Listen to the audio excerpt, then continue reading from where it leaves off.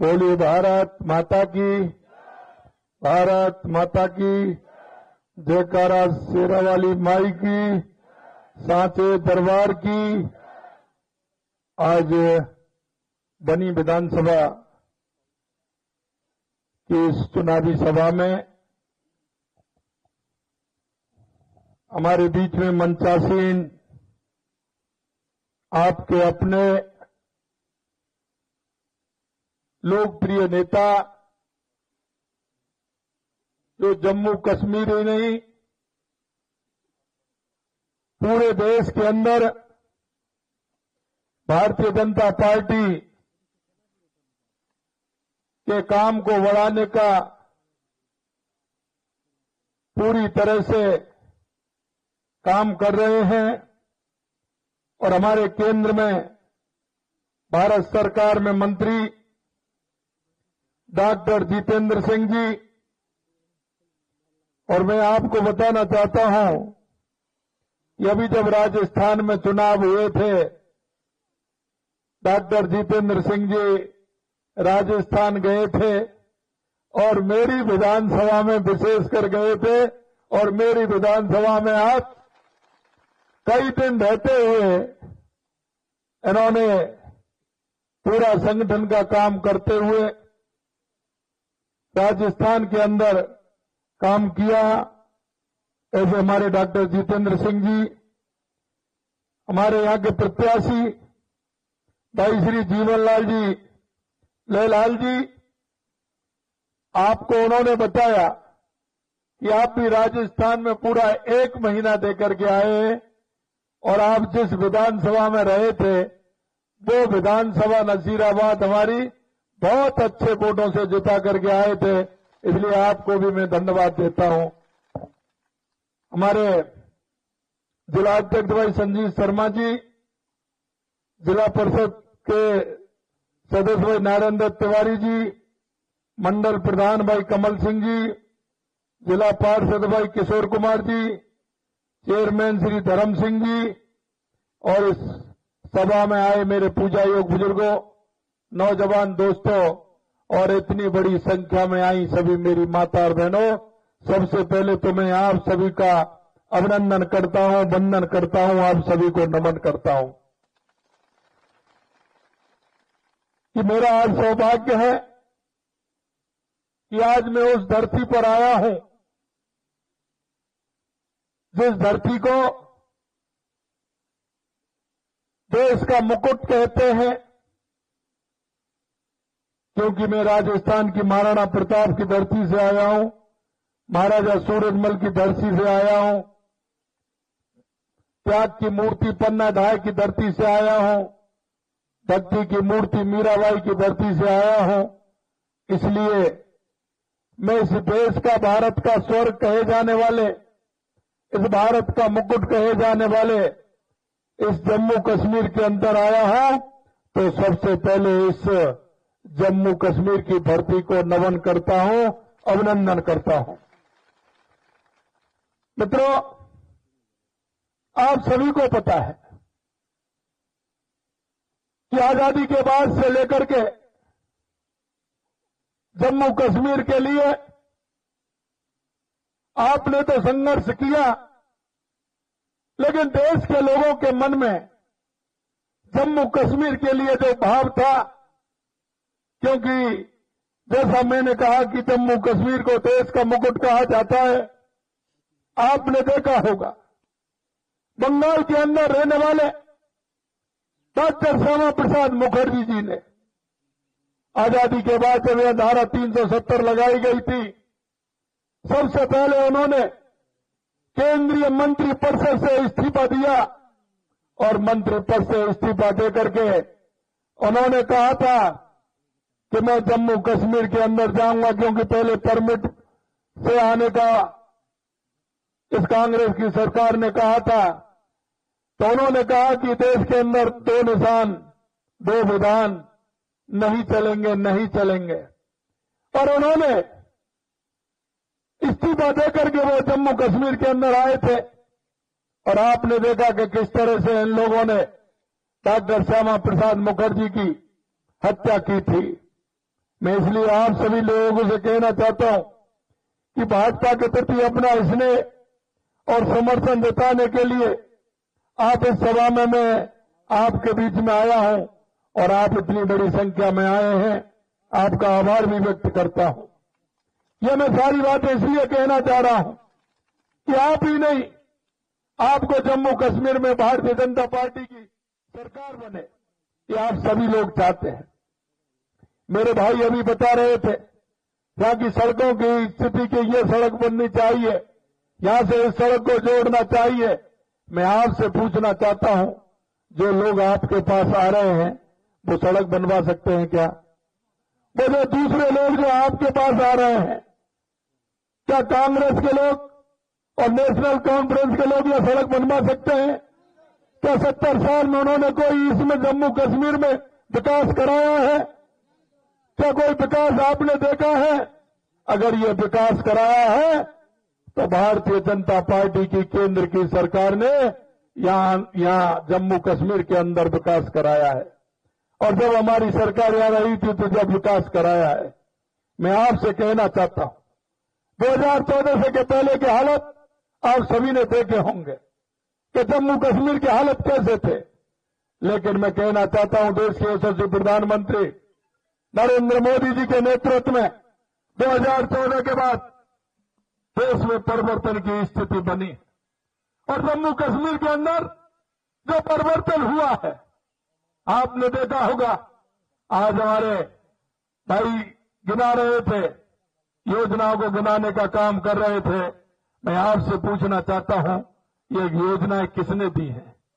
ये योजनाएं किसने देने का काम किया है? देश के यशस्वी प्रधानमंत्री नरेंद्र मोदी जी ने देने का काम किया है। ये योजना किसने दी है? योजना किसने दी है? मोदी जी ने देने का काम किया है। मैं आपको कहना चाहता हूं, आज जम्मू कश्मीर के अंदर जो विकास देख रहे हैं वो विकास किसने किया है? देश के यशस्वी प्रधानमंत्री नरेंद्र मोदी जी ने किया है। और आपने देखा होगा 2014 से देश आतंकवाद और नक्सलवाद से जूझ रहा था। आतंकवाद और नक्सलवाद को खत्म किसने किया है? आतंकवाद और नक्सलवाद को खत्म किसने किया है?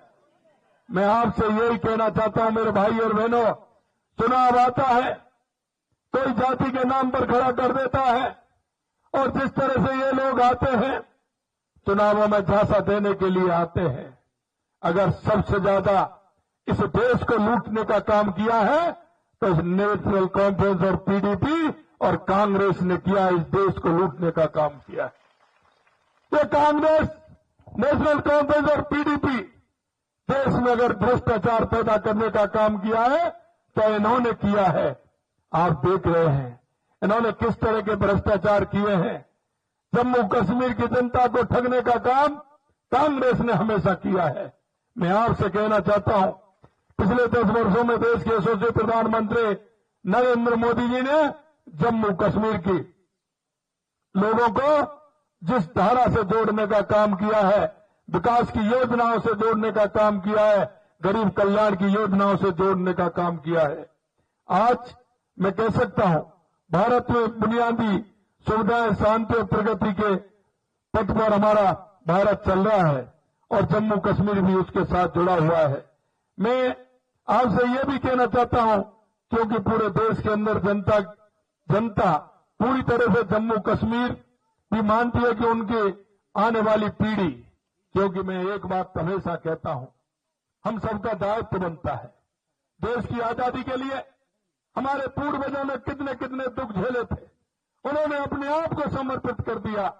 और आप नाम ले रहे थे पंडित प्रेमनाथ डोगरा जी का, किस तरह से उन्होंने काम किया। ऐसे हमारे जम्मू कश्मीर के लोगों ने अपने आप को समर्पित कर दिया।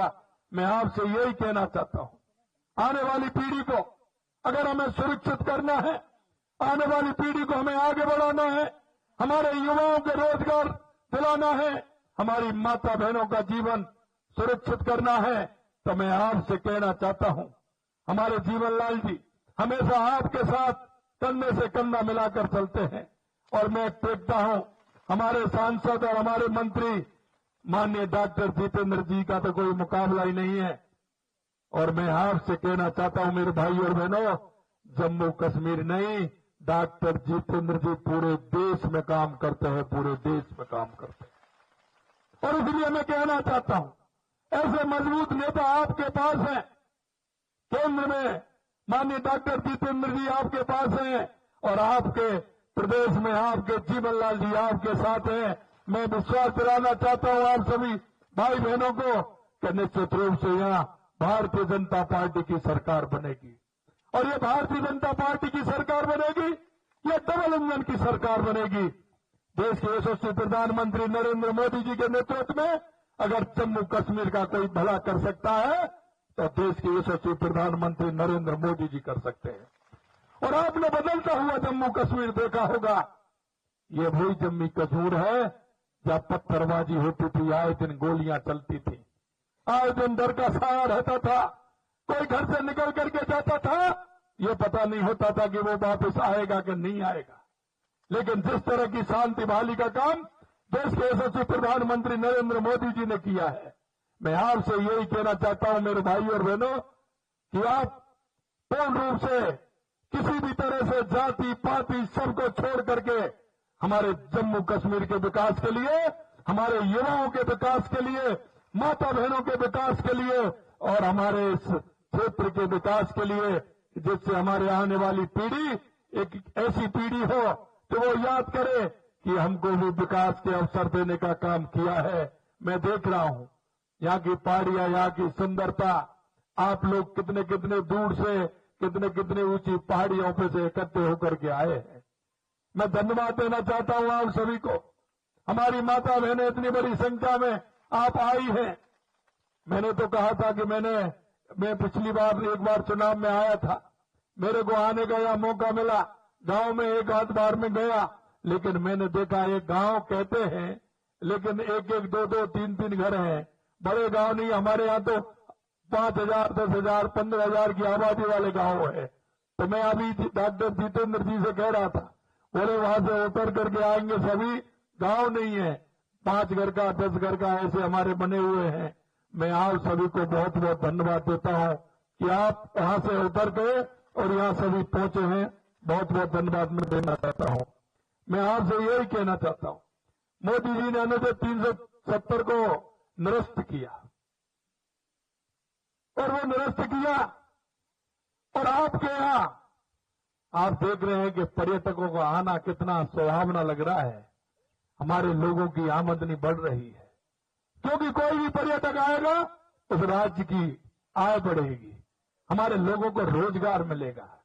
अगर वो आएगा तो गाड़ी कहां से लेगा? यहीं से लेगा ना। होटल में खाना भी खाएगा, गाड़ी पंचर होगी तो पंचर भी जुड़वाएगा, और आपके यहां आएगा तो वो देख करके भी जाएगा। मैं आपसे कहना चाहता हूं मेरे भाई और बहनों, इस जम्मू कश्मीर के विकास के लिए हम सबको एक कमर कसनी है, और ये कमर कसते हुए हम सबको यह आह्वान करना है कि आप यहाँ इतने आए हैं, आप सभी से भी मैं आग्रह करना चाहता हूं, आपके घर का, परिवार का, रिश्तेदार कोई भी व्यक्ति नहीं हो जिसको आप अपना टेलीफोन सभी के पास, ये फोन सभी के पास है, मोबाइल सभी के पास है, आप सभी उनको फोन करके कहिए, उनको बताइए कि जम्मू कश्मीर के विकास के लिए और हमारे युवाओं के और महिलाओं के विकास के लिए, हमारे किसान के विकास के लिए, हमारे मजदूर के विकास के लिए भारतीय जनता पार्टी को चुनना है, और वही जीवनलाल जी को जिता करके विजयी बनाना है और इनको विधानसभा में भेजना है। मैं आप सभी से इतना ही निवेदन करना चाहता हूं। आगे की कई 2 मीटिंग और हैं, उनमें जाना है, और मैं एक बात आपसे जरूर कर रहा हूं कि मैं जीवनलाल जी जीतेंगे, मैं डॉक्टर जितेंद्र जी के साथ आपके यहां दोबारा फिर मैं आपके यहां आऊंगा, दोबारा फिर मैं आपके आऊंगा, आप सभी से मिलकर के जाऊंगा। और मैं एक और कहना चाहता हूं, आप जब राजस्थान आए, जयपुर आए, आपके लिए द्वार खुले हुए हैं।